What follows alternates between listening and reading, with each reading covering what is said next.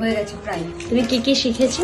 আমি আমাদের সিলেবাসে 24টা আছে, তো বালিশের cover, apron, bib, bloomer, line frock সবগুলো এরকম আরো 24টার মধ্যে আমার 22টা কমপ্লিট। এখন ব্লাউজ চলছে, ব্লাউজ আর নাইট শুটটা করলে আমার সিলেবাস কমপ্লিট হবে। তোমার কি ফিউচার প্ল্যানিং কি আছে এই নিয়ে? এটা নিয়ে এগোনোর ইচ্ছা আছে। তোমার কি মনে হচ্ছে ম্যামের কাছে শিখে তুমি পারবে এগোতে? হ্যাঁ হ্যাঁ, অনেকটাই শিখে গেছি। Cutting, paper cutting. ম্যাম কেমন শেখাচ্ছে? ভীষণ ভালো শেখায়।